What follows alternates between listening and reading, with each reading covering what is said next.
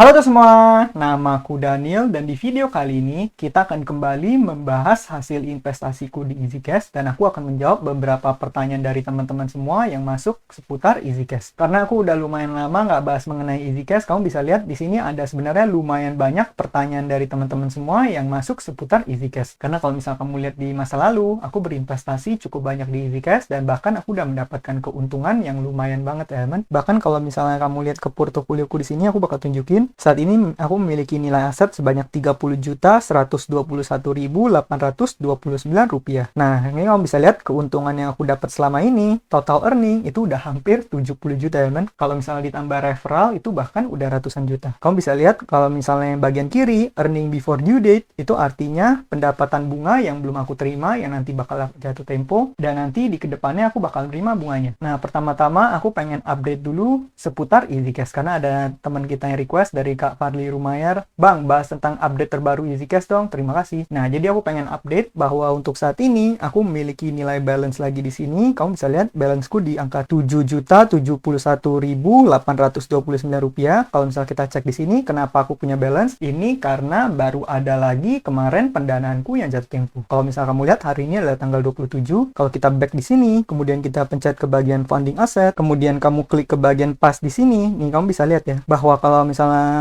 kita lihat di sini ada yang tanggal 1 bulan 6 2022. Waktu itu aku ambil pendanaannya yang 365 hari. Makanya setelah 1 tahun akhirnya jatuh tempo di mana aku mendapatkan bunga 21%. Dan aku mendapatkan income after tax-nya itu 1.064.829. Makanya fotonya menjadi 6 juta tambah 1 juta sekian menjadi 7 juta sekian. Kalau misal kamu lihat di sini interest-nya itu sebenarnya di angka 1.242.740. Terus di situ aku ada pakai kupon 10.000, tapi di sini ada dikurangin dengan pajak ya teman, pajaknya Rp187.000, sehingga aku terimanya hanya 7 juta lebih dikit. Dan kalau misal kamu lihat kenapa di sini tanggalnya nggak exact sama dengan di tahun lalu, ini karena tenornya itu bukan 365 hari tapi hanya 360 hari, makanya tanggalnya maju 5 hari seperti itu ya teman. Kalau kamu lihat ini adalah tanggal 27, kemudian di sini tanggal 27 aku udah berhasil menerima dananya. Dan kalau misal kita back, sekarang aku udah punya balance funding asetku hanya tinggal 23 juta sekian. Nah, kalau misalnya nanti aku pengen melakukan penarikan, aku bisa klik di sini, kemudian aku tinggal melakukan withdraw. Nanti mungkin dananya bakal aku tarik dan mungkin aku bakal pindahkan ke instrumen lain seperti Bibit ataupun Pina ya teman. Karena aku lagi ikut event di sana dan juga aku lagi pengen menambah posisiku di Bibit sampai paling nggak mendapatkan Bibit Premium. Baru mungkin aku berhenti tetap di sana. Jadi gitu ya, untuk menjawab Kak Fadli Rumayar, itulah update terbaru seputar EasyCash. Nah, berikutnya aku akan menjawab beberapa pertanyaan dari teman-teman. Yang pertama dari Kak Siti Roma, masih rekomendasi invest panjang di EasyCash Kak? Nah, kalau misalnya aku pribadi, sebenarnya aku masih rekomen kamu masih boleh menggunakan instrumen yang satu ini. Tapi yang perlu kamu lakukan adalah kamu jangan sampai taruh portofolio kamu terlalu besar di sini. Karena seperti yang aku udah bahas dari awal channel ini dibikin, dari video pertamaku, video awal-awal yang udah bahas asetku EasyCash, uang mie rupiah cepat, dan P2P lending konsumtif, aku udah selalu state bahwa ini merupakan investasi yang tinggi resiko. Jadi walau gimana pun, sebisa mungkin jangan sampai taruh portofolio yang terlalu besar ya men. Aku pribadi juga nggak pernah taruh yang terlalu besar, maksimal mentok kalau nggak salah hanya di angka 300 juta sekian. Nggak pernah sampai seperti Bibit, aku masukin 500 juta lebih, ataupun instrumen-instrumen lainnya. Karena bagi aku pribadi, ini merupakan investasi yang tinggi resiko. Nah, kalau misal kamu tanya di sini, apakah rekomen investasi jangka panjang? Sebenarnya masih rekomen juga, tapi kalau misal kamu investasi jangka pendek, kelebihannya adalah kalau misal nanti kenapa-napa, kamu bisa keluar dengan cepat. Tapi kalau misalnya investasi jangka panjang, kerugiannya adalah dana kamu bakal dikunci dalam waktu lama. Jadi pastikan kalau misal kamu pengen investasi jangka panjang pun, pastikan kamu pakai uang yang benar-benar uang dingin, yang benar-benar kalau uang itu nggak disentuh pun, itu nggak akan mengganggu kehidupan kamu sama sekali ya kan. Aku pribadi juga melakukan hal yang sama. Aku hanya menggunakan uang dinginku yang dimasukkan ke investasi yang satu ini. Karena yang namanya investasi di ini dana kita bakal dikunci. Dan sebenarnya kalau misal kamu investasi jangka panjang, aku lebih rekomen karena bunga yang didapat itu bisa jauh lebih tinggi. Kamu bisa lihat kalau misal 1 bulan itu cuma 11% sekian. 2 bulan 12%. Kemudian yang paling tinggi di 360 hari yaitu 21%. Ini yang 270 hari juga lumayan banget ya teman, 19%. Maka dari itu sebenarnya kamu boleh investasi di yang long term, tapi pastikan portofolionya diatur, jangan sampai alokasi asetnya terlalu besar.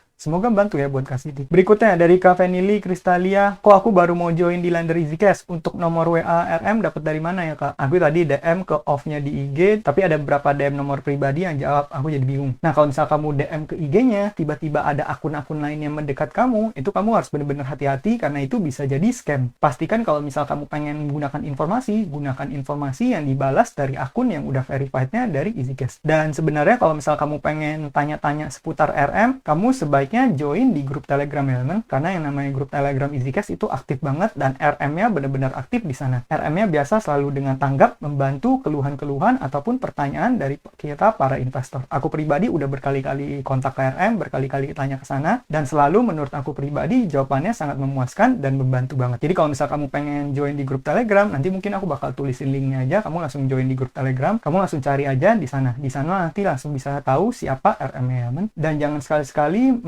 submit data ataupun menggunakan kontak-kontak yang diberikan di akun-akun yang mendekat ke kamu. Karena takutnya itu malah scam, nanti malah akun kamu kenapa-napa. Apalagi ini masalah uang, jadi harus lebih hati-hati. Semoga bantu ya buat Kak Penny. Berikutnya dari Kak Prasetyo, EasyCash sekarang 12 bro, worth it Kak? Nah, kalau misalnya saat ini, menurut aku pribadi lebih worth it kalau investasi jangka panjang ya teman, karena bunganya itu bisa jauh lebih tinggi, sampai 21%. Sedangkan kalau misalnya 30 hari, hanya 11,6%. Tapi kalau misalnya kamu pengen menggunakan itu, menurut aku pribadi juga nggak apa-apa ya teman. Cuman yang aku kurang suka adalah dana kita dikunci dan juga returnnya tergolong rendah untuk investasi yang tergolong tinggi resiko. Maka dari itu biasanya kalau misalnya aku investasi jangka pendek, paling aku biasa hanya menggunakan reksadana obligasi yang selalu naik ataupun taruh di bank digital sementara juga nggak apa-apa. Karena sifatnya yang lebih fleksibel dan lebih mudah dicairkan, nggak perlu dikunci ya teman. Kecuali aku pengen kunci buat dana jangka panjang, kemudian aku pengen incar return yang jauh lebih tinggi. Kalau menurut aku pribadi, kalau misalnya long term, ini bunganya jauh lebih worth it karena bunganya bisa sampai 21%. Tapi semuanya kembali lagi keputusan ada di tangan kamu. Kalau menurut aku pribadi, ya diversifikasiin aja. Mungkin sebagian ada yang kamu taruh 1 bulan, ada yang kamu taruh 12 bulan, ada yang kamu taruh di instrumen lain. Karena aku pribadi juga melakukan seperti itu. Dan aku nggak pernah ditaruh di hanya satu titik investasi. Semoga bantu ya buat Kak Pres. Berikutnya ini pertanyaan seputar bibit. Nanti aku bakal jawab di video yang membahas soal bibit ya. Kemudian dari Kak Rizal Fauzani, Bang, bunganya kan udah naik. Nambah porto lagi nggak? Nah, kalau misalnya aku pribadi, untuk saat ini aku nggak akan nambah porto karena menurut aku pribadi beberapa saat ke depan ada chance untuk terjadinya krisis. Maka dari itu, kalau misal kamu lihat tahun ini aku mainnya bener-bener defensif. Mungkin kamu bisa lihat danaku ada lumayan besar di reksadana. Karena itu aku sedikit main lebih defensif dari biasanya. Nanti kalau misalnya ekonomi udah jauh lebih membaik lagi dan aku udah lebih yakin akan masa depan, baru mungkin aku perlahan-lahan akan nambah lagi posisiku di EasyCash ini. Atau mungkin kalau misalnya nanti ada dana-dana yang benar-benar uang dingin dan benar-benar dana ini bisa aku gunakan, uang ini benar-benar uang nganggur, mungkin aku baru investasikan di EasyCash lagi. Tapi kalau misalnya aku berinvestasi di EasyCash pun, aku pasti bakal selalu update hasilnya di channel ini supaya bagi teman-teman semua yang baru mau mendanai, kamu bisa tahu dulu apakah platform yang satu ini masih layak investasi atau enggak ya, man? Untuk strategi investasi, untuk sementara aku akan main sedikit lebih liquid dan lebih defensif supaya nanti kalau misal terjadi apa-apa, aku bisa menggunakan aset tersebut untuk belanja saham ataupun belanja aset-aset yang sedang terdiskon. Sehingga nanti kalau krisisnya beres, aku bisa memaksimalkan return atau performa dari investasiku secara CAGR-nya, man. Nah, kemudian nih pertanyaan terakhir yang pengen jawab, EasyCash sekarang versi terbaru persentasenya kurang menarik. Cuma ada 2 pilihan tenor dengan 14% aja. Mending jangan update versi terbaru. Nah, kalau misal kamu lihat di sini, ini masih ada tenor yang panjang ya, man. Ini kamu bisa lihat masih ada lumayan banyak tenor. Bahkan ada yang tenor 1 tahun ataupun 270 hari. Kalau misal kamu lihat di sini ada 1, 2, 3, 4, 5, 6, 7 pilihan tenor. Cuma kalau misal kamu lihat di sini kayaknya sih yang 19 sama 21%-nya, yang 270 hari sama 360 hari udah di kuotain ya, man. Ini kamu bisa lihat, sorry sold out, artinya kuotanya udah nggak ada di sini. Kamu nggak bisa mendanai. Mentok-mentok sekarang kamu bisa mendanai di yang hanya tenor 6 bulan atau 180 hari dengan bunga 17%. Tapi aku nggak tahu kenapa di EasyCash kamu cuma ada 2 pilihan tenor. Sedangkan di EasyCashku nih masih ada 7 pilihan tenor, walaupun duanya nggak bisa dipakai ya. Mungkin kamu boleh coba tanya ke RM-nya ataupun tim supportnya seputar aplikasi kamu ini ya. Dan seperti yang kamu ketahui, ini aku juga udah update. Seingat aku kemarin aku baru melakukan software update dan ini udah yang paling update. Atau mungkin berbeda setiap pendana, aku juga kurang yakin. Kamu boleh coba konfirmasikan lagi ke RM maupun tim supportnya. Nah, mungkin itu aja jawaban-jawaban yang bisa aku berikan pada video kali ini. Sebenarnya masih ada beberapa pertanyaan lagi, tapi nanti mungkin aku bakal bikin di video yang terpisah supaya nggak kepanjangan. Untuk teman-teman semua yang request untuk pembahasan topik di luar EasyCash, nanti aku bakal bahas di video yang lainnya. Nah, sekian video dari aku. Semoga video ini bermanfaat dan akhir kata jangan lupa untuk selalu